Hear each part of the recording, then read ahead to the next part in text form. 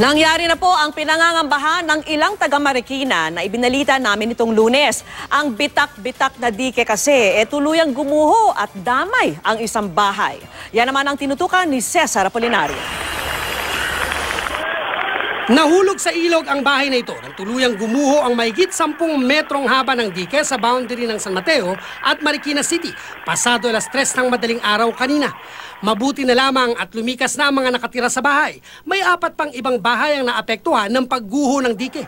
Nauna nang ibinalita ng 24 oras noong Lunes ang peligrong dulot ng gumuhong dike sa mga bahay na nakatayo sa ibabaw nito.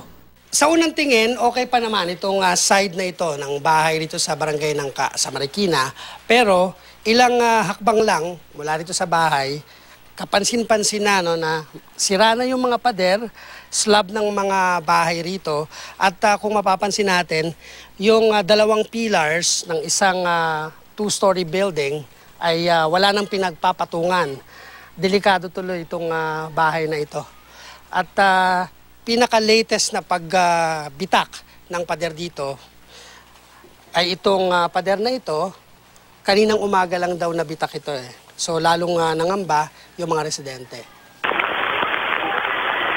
Pakurba ang bahaging ito ng ilog, kaya raw tuwing tumataas at rumaragasa ang ilog, humahampas ang tubig sa parte ng dike na nauna na ring nabitak noong Agosto ng nakaraang taon.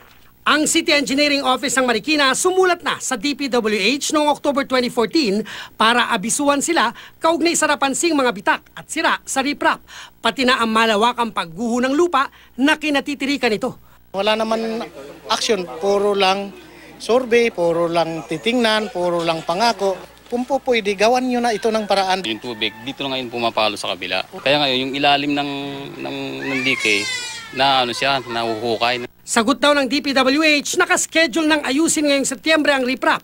Pero di makapagsimula dahil namang problema pa kung saan idadaan ng mga heavy equipment. May nakalaan na raw na budget para sa pagsasaayos ng gumuhong dike. Pero dahil lumaki pa ang sira nito, ay posibleng kailanganin ang mas malaki pang budget.